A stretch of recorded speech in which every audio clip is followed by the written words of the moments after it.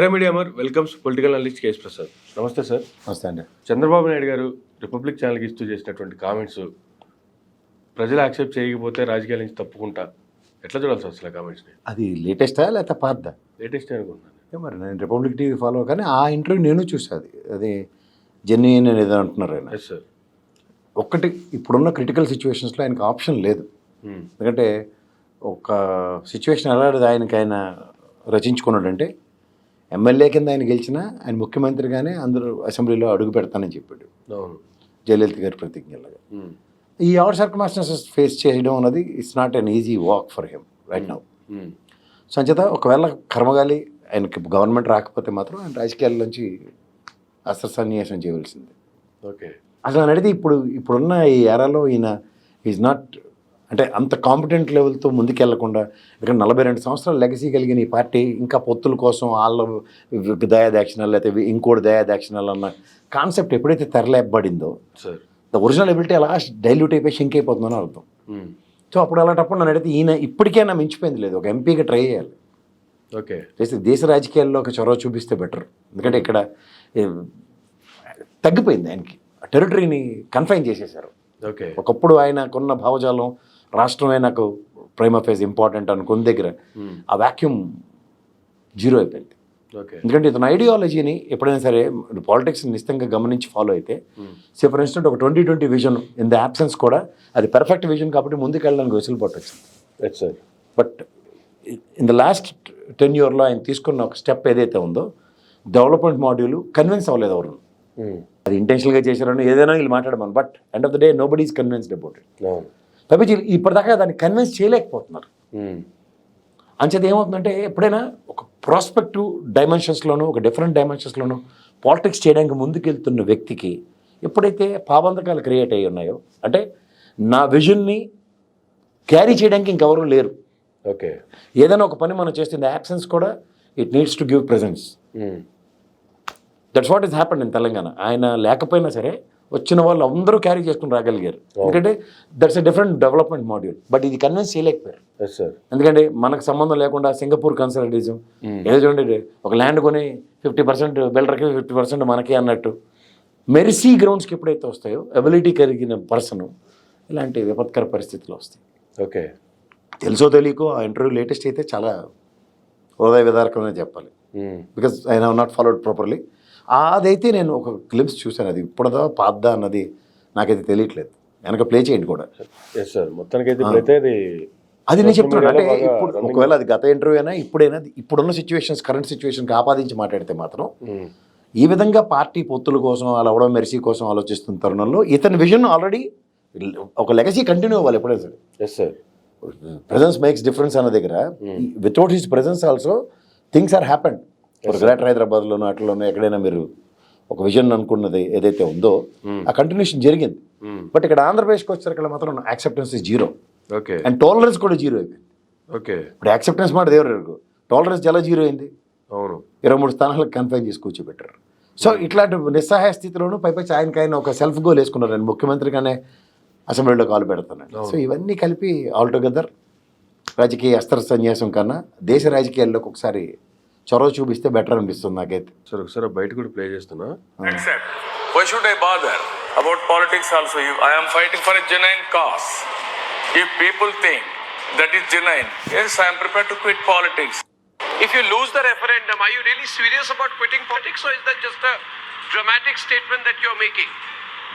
Yeah, if you no, what I am very clear on that.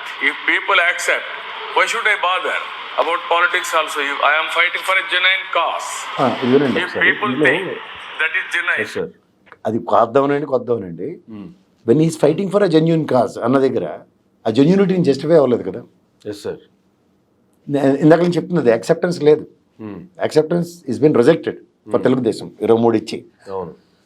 అది గతంలో ఒక అభివృద్ధి పంతాలో వాళ్ళ presence is already there for every occasion in as the strongest opposition. Power గురించి నేను చెప్పట్లేదు. Yes sir. బట్ ఇక్కడ అపోజిషన్గా కూడా కన్సిడర్ చేయట్లేదు ఇప్పుడున్న సినారియోలో. ఇప్పుడు రాబోయే రోజుల్లో ఒక యాంటిసిపేషన్ తెలుతున్నారు, ఎక్స్పెక్టేషన్స్ ఏమో ఒక hypothetical equation. Okay. So this are all together ఆయనకి ఉన్న సిచ్యువేషన్ ఆయనకి ఆయనే రచించుకుని శత్రువుల్ని తయారు చేసుకున్నాడు. ఓకే. నేను గతంలో చాలాసార్లు చెప్పాను. ఈవెన్ పొంగనూరులో రాజశేఖర రెడ్డి గారు లాంటి వ్యక్తిని ఎదుర్కోవడానికి పెద్దిరెడ్డి గారిని ప్రతిష్ఠించింది నేనే. ఓకే. అదేమవుతుంది? తిరిగి అన్నీ బూమరంగ్ అయిన స్టెప్సే ఉంటాయి పాలిటిక్స్లో. కన్సిడరేషన్స్ ఎవరెవరికి ఇవ్వాలో వాళ్ళకి ఇవ్వకుండా, ఇప్పుడు చూడండి ఈ టెన్యూర్లో ఆ సుజనా చౌదరి, సీఎం రమేష్ లాంటి వాళ్ళందరికీ కన్సిడరేషన్స్ ఇచ్చి కూర్చున్నాడు. ఏమైంది? These are all fundamental mistakes. ఎప్పుడైతే చేస్తున్నా నిక్కచ్చిగా నిస్వార్థంగా పని చేస్తున్న వాళ్ళకి ఎవరికైనా ఆ పార్టీలో రక్షణ ఉండదు. ఓకే. సింపుల్గా చెప్తాను, నేను దేవుని నమ్ము అని ఆయన చెప్పాలంటే చంద్రబాబు నాయుడిని దేవుడితోనే కొలుస్తారు అతను. Yes sir. ఆ హావభావాలు కానీ ఆయనలాగే పాపం అడుగుల్లో అడుగులు వేసుకుని ఆయన చెప్తే శిరస్సు ఖండించుకుని పెట్టుకోమంటే పెట్టేతాడు కూడా. అలాంటి వల్ల అయిపోతుడిగా ఈ కృష్ణప్రసాద్ వస్తాడేమో తెలుగుదేశానికి అని వీళ్ళిద్దరికీ కంపారిజన్ సర్వే చేయిస్తుంది. ఓకే. ఇంకా దరిద్రం ఏంటంటే 175 నియోజకవర్గాలను సర్వే చేస్తున్నారట 3-4 క్యాండిడేట్లు చెప్పండి పెట్టి. ఇది ఎలక్షన్ ముందు. సో ఇవన్నీ చదివేస్తే ఉన్నమతి పోయిందని ఇలా పనికిమాలిన పనులు చేస్తుంటే ఏమవుతుంది? Yes sir. రాజకీయ సన్యాసం తప్ప ఇంకేం మిగలదు. ఆల్రెడీ చిన్నపిల్లడు ఆడుకుంటూ కాళ్ళ మధ్యలో తిరుగుతూ రచ్చ రంబోలో చేస్తాడు ఓ పక్కన. తప్పించి ఫైనాన్షియల్గా ఈరోజు దాకా పార్టీ గుమ్మలంగా లోపల ఏదో ఉండేది, కానీ ఇవాళ బయట బయలు చేసి డబ్బులు లేని పని అవుతున్న వాస్తవాలకి దగ్గర చేసేసారు. సో ఇది మార్కెట్లో it's all damaging things. So ఓవరాల్గా ఈ ఇంత పెద్ద పాలిటిక్స్లో ఇంత పెద్ద చరిత్ర కలిగిన ఘనకీర్తి కలిగిన పార్టీ వాట్ ఫర్ అన్నది ఇదవుతుంది. ఒక పక్క డైరెక్షన్ ప్రాస్పెక్టివ్లో చూసుకుంటే ఇవాళ ఆయనకి పాలసీ మ్యాటర్స్ మీద డిఫర్ అయ్యి పాలసీ మ్యాటర్స్ మీద ఆర్గ్యూ చేసి అంత స్టామినా కలిగిన వ్యక్తి ఎస్ సార్ రాజశేఖర రెడ్డి గారి కుటుంబం చుట్టూ తిరిగే పరిస్థితికి తెరలేపడ్డారు. Because is in the clusters of అబోగోనీ ఛానల్ అయిన పౌడర్ డబ్బోడి చేతిలో చిక్కడి పెళ్ళి. వాళ్ళు ఏం చేస్తున్నారు? వాళ్ళకి అసలు కోడికున్నంత దిమాకు ఉంది వాళ్ళకి. ఒకడు పేపర్లు వేసుకునేవాడు, ఒకడు పెట్రోల్ బంక్ వాడు, ఒకడు పచ్చలు పెట్టుకునేవాడు. పచ్చలు పెట్టుకునేవాడు అయితే గోతులు తవ్వడానికి తప్ప ఇంక దేనికి పనికిరాడు. వీళ్ళకే గోతులు తవ్వుతాడు. గతంలో రామారావు గారికి గోయితే వాడు, ఇప్పుడు చంద్రబాబు నాయుడికి పర్ఫెక్ట్గా ఈ మొన్న 2019లో ఆ భారతమ్మ అని ఆవిడ సోఫాలో కూర్చుని అవును ఈ పీఠాధిపతి ఎక్కడ కూర్చున్నాడో అందరూ చూశారు. Yes sir. ఎవరికి పుట్టి ములిగింది? 23. ఇంకా వాళ్ళని గొర్రె కషాయాన్ని నమ్ముకున్నట్టు వాళ్ళని నమ్ముకుంటే ఏం చేస్తున్నారు? నున్నగా అదే పని చేస్తున్నారు వాళ్ళు. వాళ్ళకి ఎలాంటి చక్రబంధంలో బిగించారు తెలుసా? ఓ దిక్కుమాల ప్రతిజ్ఞ. ఈయనకి నిజంగా ఏడమని చెప్పింది కూడా పేపర్లు వేసేవాడే. ఓకే. నిజంగా చెప్తున్నాను, పేపర్లు వేసినోడే ఏడమని చెప్పాడు ఇతనికి. మనకి ఇంకా సింపతి తిరిగిపోద్దని. ఒకటో తప్పు అది. రెండో తప్పు జైల్లో ఉంటే సింపతి వస్తుందని. ఓకే. ఆ 2 తప్పులు చేసిన భౌగోళిశాలలో చిన్నపిల్లడు చేసిన పనికి ఈయన పశ్చాత్తాపడాల్సిందే. ఈయనకే కష్టం. ఓకే. సో ఇవన్నిట్లోంచి చూడండి, రాజకీయ ప్రస్థానం ముందుకెళ్తుందా, కనుమరుగే కార్యక్రమాలకు ఎక్కువ అవకాశాలు వస్తున్నాయి. కనుమరుగైపోయినట్టే కనిపిస్తున్నాయి. అదే చెప్తున్నాను, స్ట్రాటజికల్ మూవ్స్ ఏవీ లేవు. ఆయనకున్న అనుభవంలో ఈజ్ ద బిగ్గెస్ట్ స్ట్రాటజిస్ట్. ఏడ స్ట్రాటజీలు వాళ్ళక్కడ స్ట్రాటజీ. ఒక పక్క వైఎస్ఆర్ అక్కడ వివేకానంద రెడ్డి గారితో మొదలెట్టారు. అప్పుడు ఐఏబి వెంకటేశ్వర్లో ఇచ్చిన ఒక పనికిమాలిన ఐడియా, పైపించే పనికిమాలిన సర్వే రిపోర్ట్లు అందరు తెచ్చి 23 సీట్లకు పరిమితం చేశారు. ఆ కంటిన్యూషన్ వదిలేరా? పిల్లల పాదయాత్రలోనే అదే, తండ్రి అదే, ఎక్కడో అంతలకంతలు మా సంతలో కాగలించుకోవడం రఘురామ కృష్ణరాజు చెత్త ఈయనకి ఎందుకండి? ఈయనకి ఎందుకు? వీళ్ళకి ఏ what way they are connected. అదొక పనికిమాలిన స్టెప్. దీని కంటిన్యూషన్ ఇక్కడ ఆడేదో వాళ్ళ లక్ష్మణ్ ఏడుస్తుండే, వాళ్ళ మీద పడి ఏడుచుకొని ఆ కొల బిందుల దగ్గర ఆడవాళ్ళు ఏడుస్తున్నట్టు ఏడుస్తుండండి. వీళ్ళు వెళ్ళి దూరారు మధ్యలో. ఈ తెప్పేల ఛానల్కి వెళ్ళే సలహాలు, ఈయన కూర్చోబెట్టి భజన కొట్టేస్తే మనకు పని అయిపోద్దని. ఆ కంటిన్యూషన్ వివేకం సార్, సునీతమ్మ, ఇప్పుడు షర్మిలమ్మ, అవినాష్ రెడ్డి, ఈ నలుగురు చుట్టే తిప్పి 5 ఏళ్ళు కాలక్షేపం కార్యక్రమం. ముసలోళ్ళు చూడు గుళ్ళకి వెళ్ళి పురాణ కాలక్షేపాలకు వెళ్తారు, అలా కాలక్షేపం చేయించుకొని పేక మీద కత్తి తెచ్చుకున్నారు. ఈ మధ్యలో పవన్ కళ్యాణ్. మీరు కూడా గమనించారా? 42 సంవత్సరాల చరిత్ర కలిగిన తెలుగుదేశం పార్టీ మీద చర్చే లేదు. ఎవడో ఈ పవన్ కళ్యాణ్ ఓ పార్టీ పెట్టాడట, 10 ఏళ్ళు కష్టమట, ఒక క్యాండిడేట్ కూడా లేడు. ఆయన మీద ఒక 5 ఏళ్ళు పడి చర్చ. ఫోన్ వెళ్తా ఉన్నాడా? అక్కడ బీజేపీతో పోతులు ఉన్నాడు. ఆయన బలవంతం లాక్కొచ్చి ఇక్కడ పెట్టి ఇలా చేద్దాం, ఇలా చేద్దాం, ఇలా చేద్దాం అన్న దాంట్లోనే పవన్ కళ్యాణ్ మీద చర్చ చేసి తెలుగుదేశం మీద చర్చే లేకుండా చేశారు. ఇప్పుడు వీళ్ళిద్దరిని పక్కన ఆడుకోమని చెప్పి షర్మిల మీద చర్చ చేశారు. వీళ్ళకి బాగానే ఉంది. వీళ్ళకి మిఠాయి తెస్తుంది బ్రహ్మాండంగా. ఈ పచ్చడికిను, ఈ పెట్రోల్ బంక్ వాడికిను, పేపర్లు వేసుకున్నోడికి, ఆ పౌడర్ డబ్బా వాడికిను. వీళ్ళకి పనికాహార పథకం లేదు. అక్కడ అందరినీ అంతులేని కాదు జయప్రదలను తీసుకొచ్చినట్టు ఆ నిలవేద్దాంతులు వాళ్ళే ఉంటారు. వాళ్ళు రావడం యాక్షన్ అని ఇలా క్లాప్ కొట్టగానే అలో లక్ష్మణ అని జగన్మోహన్ రెడ్డి మీద ఆంధ్ర రాష్ట్రం మీద పడాడు. ఆయనకి ఎలా ఉందని చెప్పి జగన్మోహన్ రెడ్డి ర్యాగింగ్ కూడా మొదలెట్టాడు. అంటే 2 రోజులకి వీళ్ళకి టాపిక్ ఎండిపోయి ఇంకేం లేనప్పుడు వైజాగ్లో ఆ బిల్డింగ్లు చూడండి, మనం వెళ్దాం అన్న మాట అనడం పాపం. హర్ర గొల్ల గొల్ల గొల్ల గొల్ల అమరావతి రాజధాని మా మా అన్న మాటకి మార్చేస్తారని మిగిలిన సెంటెన్స్ పూరిస్తాం. మనం ఇంకా మార్చలేమన్న అర్థం ప్రభుత్వ పరంగా ఉంది. అది చెప్పరు. రాజధాని లేని రాష్ట్రం ఈయనే. ఆయన చూడండి, చంద్రబాబు నాయుడు గారే ప్రెసిడెంట్ ఆఫ్ ఇండియాని కలిసి రాజ్యాంగ ఉల్లంఘన జరిగిందని, ఎందుకంటే మండలి చైర్మన్ సంతకం లేదు దాంట్లో, ఇలాంటి బిల్లు ప్రవేశపెట్టారని చెప్పి అది రాజ్యాంగ ఉల్లంఘనకి తెరలేపిన ఉదంతంలో 3 రాజధానుల బిల్లు విరమించుకుంటే ఆ క్రెడిట్ కూడా తీసుకోవడం రానివ్వకుండా అమరావతి రాజధాని లేని రాష్ట్రం అని ఏడుపు మొదలెట్టించారు.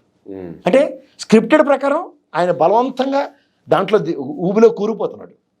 వీళ్ళకి బాగుంటుంది, వీళ్ళకేముంది సర్క్యులేషన్లు అంతే కదా.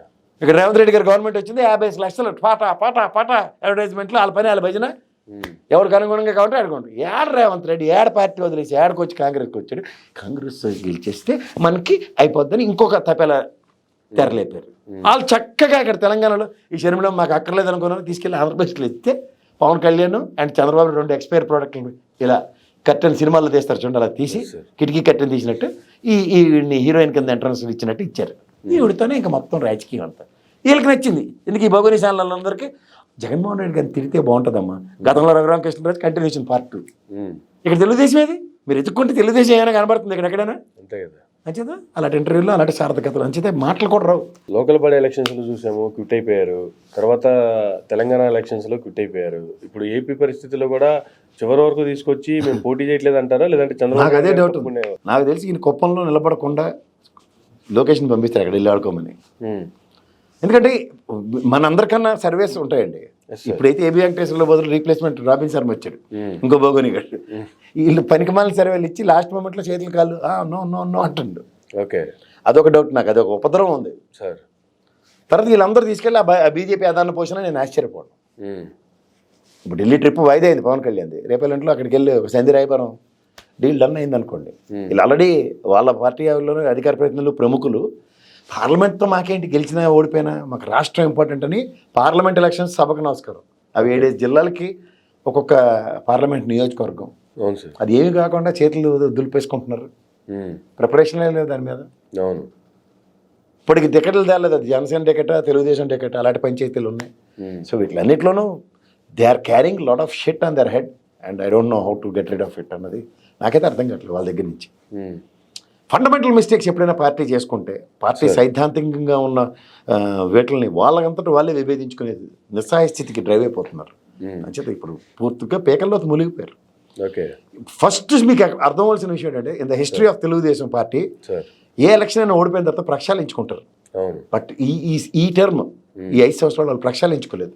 రెండోది మీలాంటి జర్నలిస్టే TV9 నుంచి వచ్చిన అమ్మాయి చాలా ఫుడ్ డౌన్ చేసి చెప్పింది 90% ఆఫ్ ద నియోజకవర్గాలు D కేటగిరీలో ఉన్నాయి ABCDలో. So miserably they are performing అన్నది.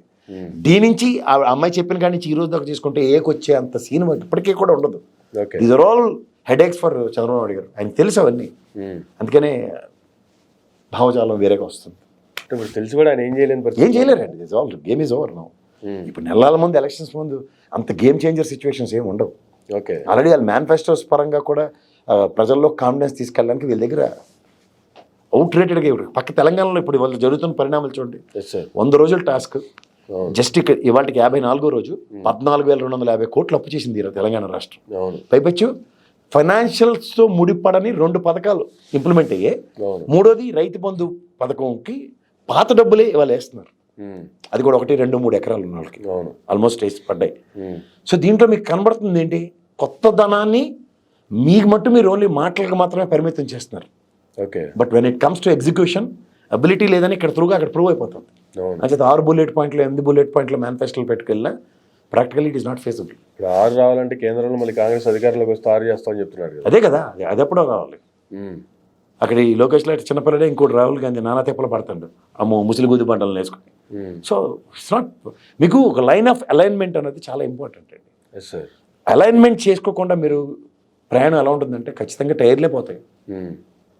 కారుకి చూడండి అలైన్మెంట్స్ ఎందుకు చెప్తారు, అవి ఇదైతే మొత్తం టైర్లే డ్యామేజ్ అయిపోతాయి. ఆ ప్రయాణంలో ప్రమాదానికే తెరలేపుతుంది. అలైన్మెంట్ ఏమైనా తర్వాత చేసుకుందాం అనుకుంటే కుదరదు కదా. You need to align with భావజాలం. అది కూడా పార్టీ భావజాలం అన్నది the ideology of the party. ఇది ఎంతమంది అలైన్ వెళ్తున్నారో చూడమనండి. అవును. సడన్గా నువ్వు డిస్ప్రపోర్షనేట్ రేషియోలో అవుట్ ఆఫ్ ద బాక్స్ రాజకీయాలు చేస్తున్నారు. ఇప్పుడు ఎప్పుడు దాకా తెలుగుదేశం చరిత్ర ఇలాంటి పందా లేదు. సో అప్పుడు దాని సక్సెస్ రేషియో ఎలా ఉంటుంది?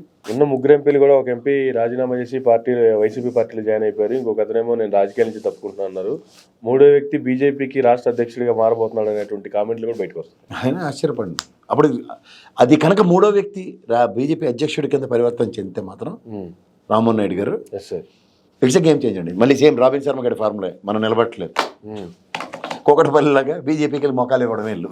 ఓకే, అదే జరుగుతుంది. సో ఫైనల్గా చంద్రబాబు నాయుడు గారి రాజకీయ జీవితం ఈ ఎలక్షన్స్తో అయిపోయినట్టే అంటారు. ఇంకా అంటే నేను అలా అని చెప్పను. ఆయన మాట్లాడిన మాటలు అంటే ఇక్కడ రాష్ట్రంలో ఆయనకున్న అవగాహనకి ఆయన గ్యారంటీగా ఆయన ఈజ్ అ బిగ్ స్ట్రాటజిస్ట్. ఆ విషయంలో తన వరకు అయితే తెలిసిపోతుంది మూమెంట్. స్ట్రాటజీ యూజ్ చేసి ఆయన ఎంపీకి వెళ్తే లేదు అంటే ఇది కూడా ఒక టైప్ ఆఫ్ రాజకీయమే అంటారా? లాస్ట్ ఎలక్షన్స్లో ఇక్కడ చూసాము, తెలంగాణ ఎలక్షన్స్ జరిగినప్పుడు నాకు ఈ ఎలక్షన్లో నన్ను గెలిపించకపోతే నేను నా ఫ్యామిలీ తోరేసుకుని చచ్చిపోతాను పాడి కౌశిక్ రెడ్డి లాస్ట్ మూమెంట్లో ఒక స్టేట్మెంట్ ఇచ్చాను. పాడి కౌశిక్ రెడ్డికి చంద్రబాబు నాయుడుకి కంపేర్ చేస్తే ఇంక నేను రాజకీయ విశ్లేషకుడు రేపటి నుంచి నేను మాట్లాడమే అనవసరం. కంపేర్ కాదు, అటువంటి స్ట్రాటజీ ఏమన్నా ప్లే చేస్తున్నారా? చిచ్చే, ఇంకంతకన్నా చిచ్చే ఇంకోటి ఉంటుంది. నేను చెప్తాను కదా, ఆయన ఎక్కడ ఆయన ఓటమి అంటే ఆయన ఒక నిలువెత్తు రాజకీయాలకి ఒక దర్పణం. ఎలాంటి దర్పణం అంటే ఆయనది రాజకీయాల్లో ఇతన్ని మించినోడు లేడు అన్న దగ్గర ఎప్పుడైతే ఆయన కళ్ళంట నీళ్ళు వచ్చాయో ఎస్ సార్, గేమ్ ఓవర్. కష్టం అని ఇష్టం. ఎంత 16 నెలలు జైల్లో పెట్టి ఆ చిన్నపిల్లడు జగన్మోహన్ రెడ్డి ఆయనే ఒక్క కన్నీటి పుట్టి వేయలేదండి. అవును, ఎంతమందికి తెలుసు నాకు తెలియదు. రాజకీయాలు ఫాలో అయితే తెలిస్తే. సార్ ఆయన పులివెందుల దగ్గర ఒక మీటింగ్ అవుతుందండి. ఆల్రెడీ ఆస్తులు జప్తు చేశారు. రేపు ఎలక్షన్, రేపు ఆయన అరెస్ట్ చేస్తారు అన్న దగ్గర ఒకడు ఆవేశం ఆపుకోలేక అన్న అరెస్ట్ చేసేస్తారట. ఇట్లా అరెస్ట్ రేపు జరుగుతుంది, ఇవాళ పని ఇవాళ ముఖ్యం, ఇవాళ కార్యకర్తలకు దిశ నిర్దేశించాలని చెప్పి మాట్లాడుకుంటాడు. అంత స్థితప్రజ్ఞుడు అతను. Yes sir, I don't know. నాకు ఆయన 52 రోజులు జైల్లో ఉన్నప్పుడు ఆయనలో ఒక డిఫరెంట్ పరివర్తనతో బయటకు వచ్చి ఒక డిఫరెంట్ స్ట్రాటజీస్ ఉంటాయి అనుకున్నా. నో, అట్లీస్ట్ ఆయన జైల్లో ఉన్నప్పుడు తెలుగుదేశం పార్టీ మీద చర్చ అని ఉండేది ఆయన మీదైనా. ఇప్పుడు అది కూడా లేకుండా చేసుకుంటే. అవును, నో రాజకీయాలు ఆయన expire, I mean subject expire అయిపోయింది. ఓకే, నో ఆయన దగ్గర ఇంకా లేవు. రాజకీయ చాణక్యతనం బయట తీలేకపోతున్నాడు ఆయన. ఇంక లేవని అర్థం. ఇప్పుడు తీలేకపోవడం అంటే ఎస్ సార్, ఇంకన్నీ అయిపోయినాయి, ఇంకా తీయడానికి కూడా ఏమి లేదు కాబట్టి నేనే సైలెంట్ అయిపోతాను. అస్త్ర సన్యాసం. Thank you sir, thank you very much అండి. ఇదండి ఈనాటి ఇంటర్వ్యూ. మరొక ఇంటర్వ్యూలో మళ్ళీ కలుద్దాం. చూస్తున్నానండి మైరా మీడియా.